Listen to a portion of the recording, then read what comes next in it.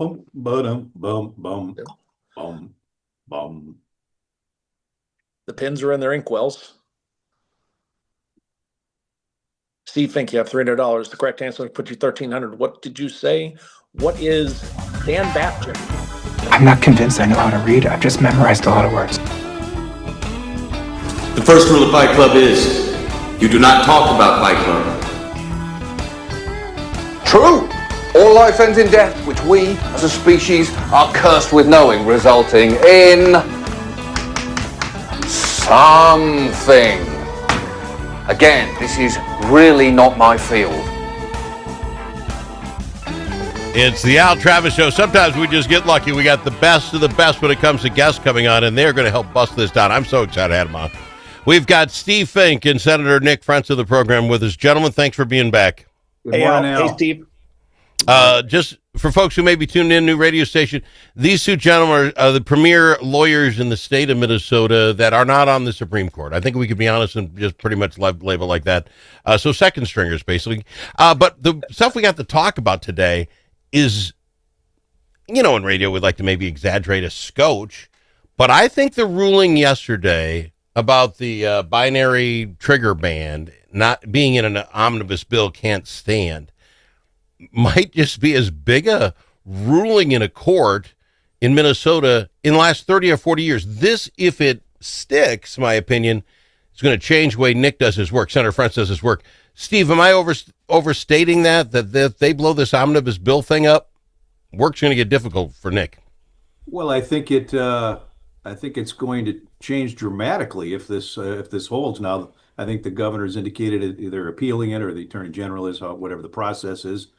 But this would be a major, I think, from my perspective, a very positive development that subject matters are kept to a particular bill, and you can't put all these, all the entire kitchen sink in one bill and see what happens. And I recognize why it's done, but I don't think that's healthy for our democracy. That's for sure.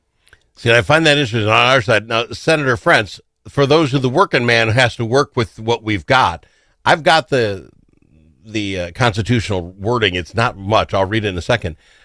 But how would this affect you guys? You go in there every day. I mean, you had a 1,500, 1,400 page bill to end last session. You're going to bust that down to 1,500 quick votes at the end?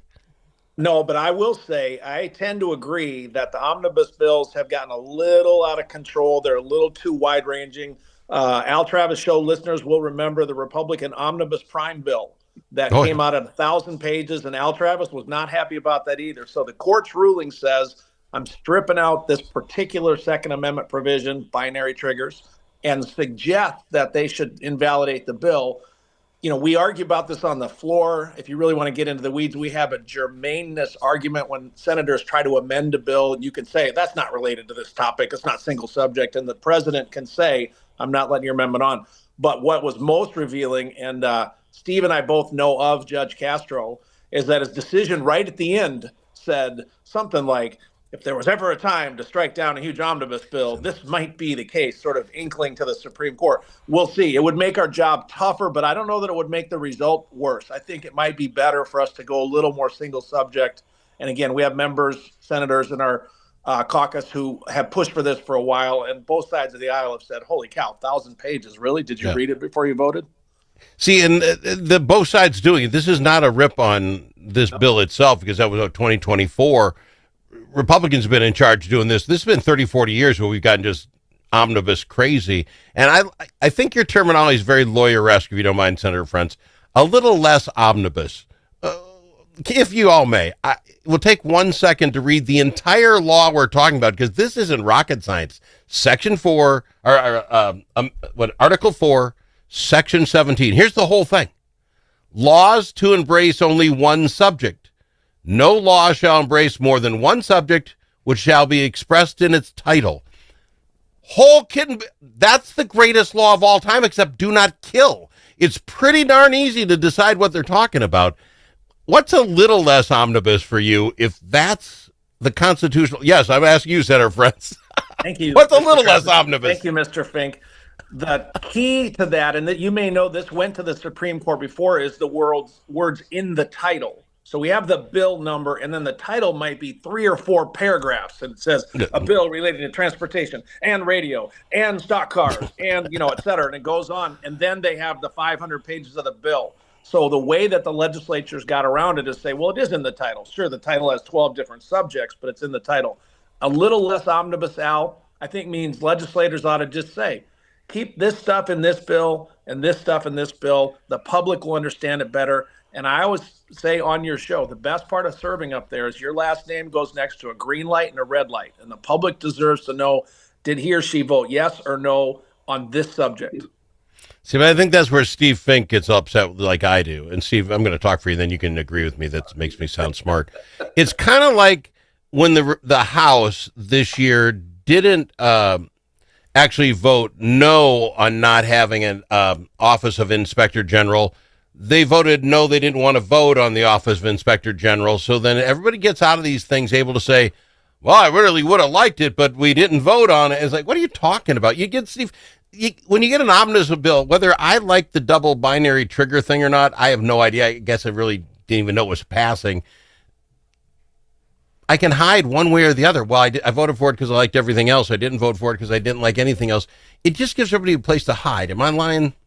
I'll take that one, Steve. Oh. No, you're exactly right. And by the way, the Inspector General bill, which relates to the way we fight fraud, people stealing from us, passed the Senate 60-7. So when the House doesn't take it up, it's not just partisan, hey, what do you think here? So that bill would have served Minnesotans.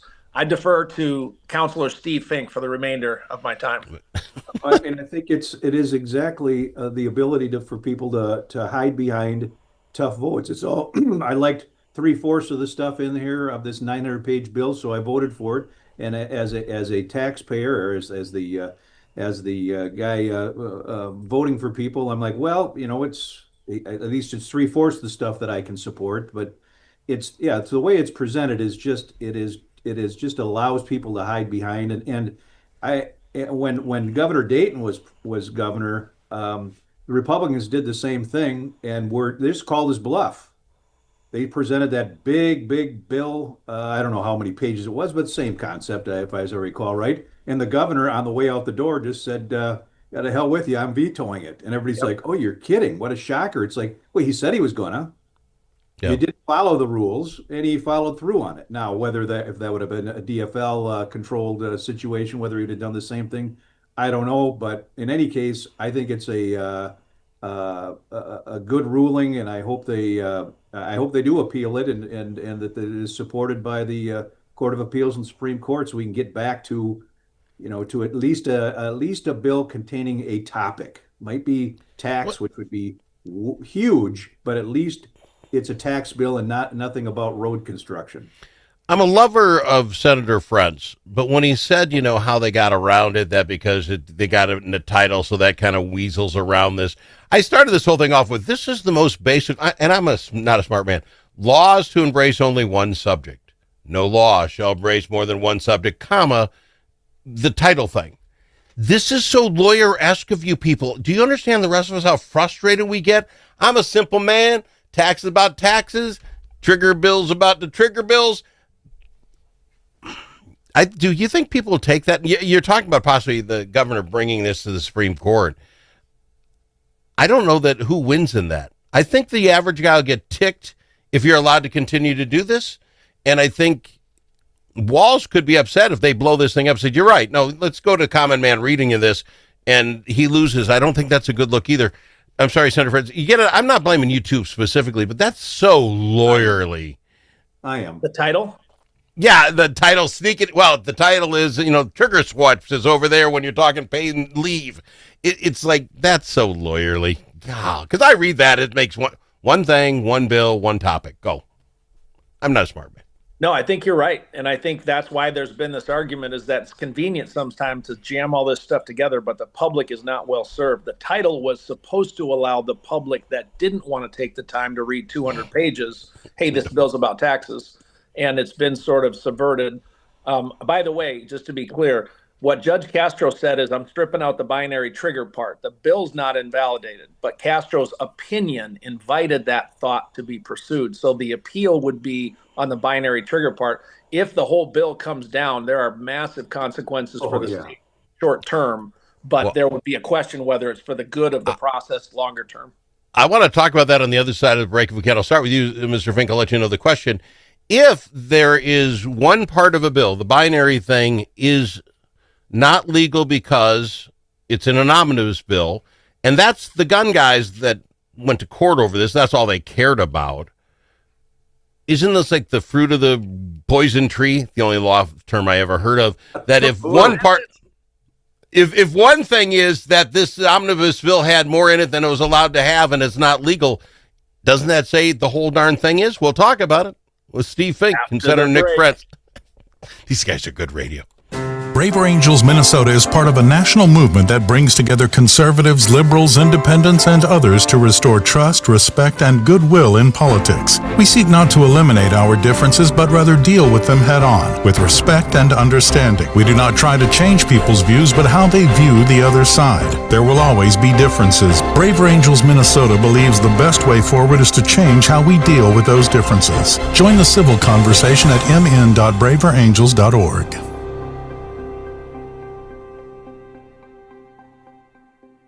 Achieving your financial goals requires individual planning and a comprehensive approach. At Midwest Money Management, our mission is to provide you with the knowledge, tools, and confidence to feel comfortable financially today and secure about tomorrow. Learn more at MidwestMoneyManagement.com. That's MidwestMoneyManagement.com. Securities offered through JW Cole Financial Inc., member FINRA and SIPC. Advisory services offered through JW Cole Advisors Inc. Midwest Money Management and JW Cole Financial Inc. and JW Cole Advisors Inc. are unaffiliated entities.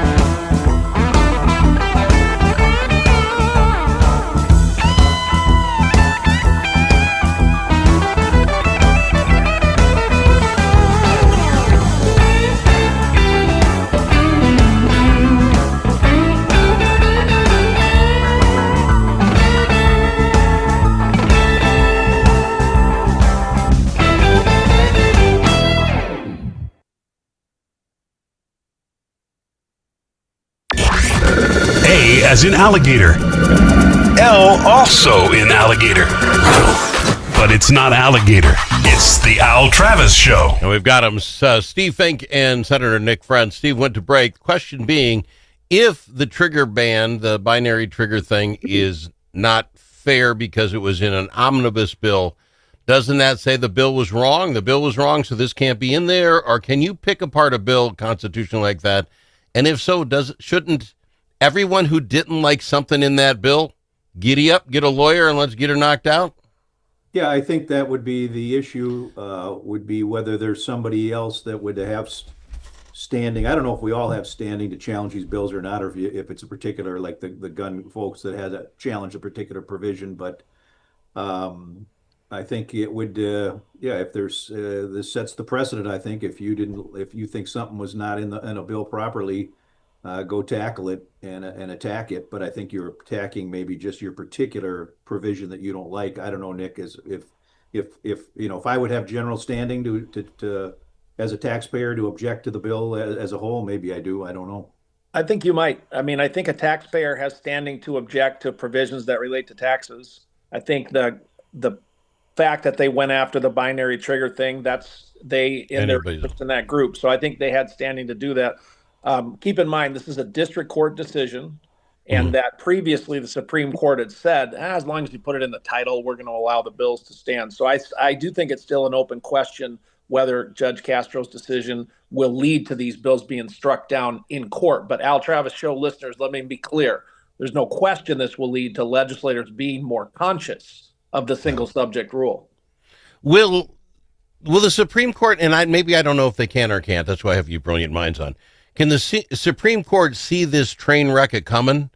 And I'm going to throw 80,000. I don't know how much it costs to get to the Supreme Court and have something overturned. But if there's a half a dozen people, a dozen in different parts of that 1,400-page bill, there got to be 14, 20 people that didn't like what happened. They all get a lawyer, $80,000. We start chugging through the system, and the Supreme Court's going to have this truckload of what's going on.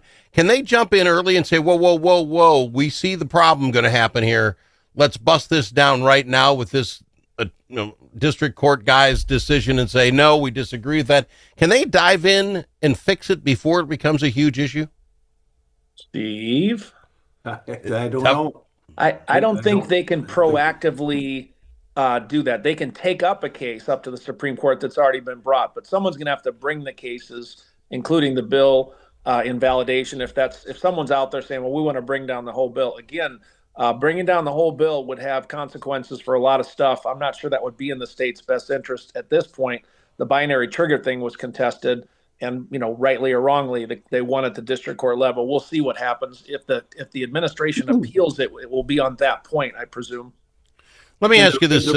The ruling was just that it was part of an improper bill, correct? It wasn't on the merits or anything. No, it had nothing to do with the merits of it. It was just that it was in that bill. But let me ask you this, Senator Frentz. Again, I'm a simpleton. Laws to embrace only one subject. How do we get so far down the road, and why have we? What has been the cause? This seems pretty simple. 40 years ago it was pretty simple. It's pretty simple. Why are we in this spot where we can't strike this thing down because there's so much big stuff in it to cause such a problem? Even though you're reading that, it kind of makes, why did we do it to begin with? Is it just the ease of legislators? I would say it's because it's in the interest of the party that's in the majority in the chamber. When the Republicans had the omnibus prime bill, they made a decision. They control the floor. It's better to do it this way than piecemeal. At the United States federal level, we see the House of Representatives put some stuff together. Sorry, I'm not laughing, folks. No, but it's true. It's human, it turns out. Well, it seems we create our own problem, and then we got to find a law of reason to fix it because we can put it in the name and title. Sure. It seems self-explanatory, and it's not going that way. So what do we expect next? Will the stand? What I presume with the Attorney General, who takes and goes to the Supreme Court with this and said, we don't like what this guy just said? Well, the state of Minnesota lost at the district court level. State of Minnesota said, nah, this bill's fine. Leave the binary trigger stuff in. The district court said, no, it's coming out.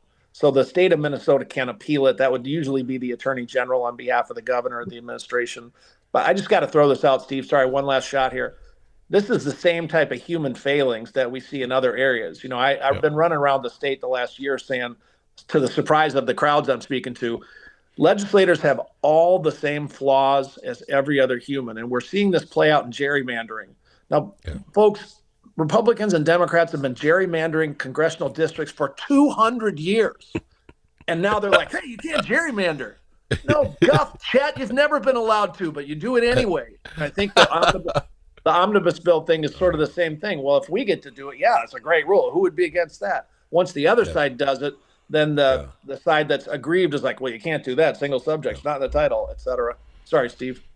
No, couldn't agree. I couldn't agree more. And it's a way for the party in power to get a lot of things through that they might not otherwise get through, and everybody can say, "Look what I did! I got I got money for Mankato State." By the way, That's different. That's actually really important.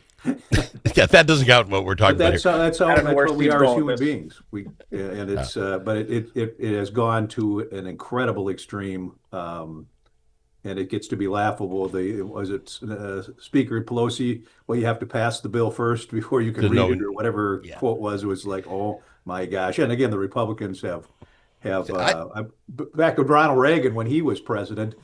They had that budget and they passed it, and in the budget was a sticky, as I recall the story, a sticky that the printers hadn't even removed from the draft. With somebody's phone number in there to call. Hey, that sticky is good law. That's darn good luck. I got to fly. We're out of time. I love you guys on the program. I want to get you back on more and more often. We should talk gerrymandering, all the rest. I don't know where this ends up, but I think it could. If the Supreme Court gets down to this and says, no, we're done with this, one rule, one law, it'll change the way Senator Frentz and the rest of the world does business every day. And I don't know that necessarily bad. I don't think the state should appeal this. Just let it go. And then the issue's dropped, and then if you appeal, be careful what you ask for. You just might get it. And that could be a big problem. Just let it go. It's great. It was bad. It was a bad decision. And I'm a heartbreak, guys. Love having you on. We'll be back with more. All right. Take care, guys. Thank you. Thanks. Okay. See you guys.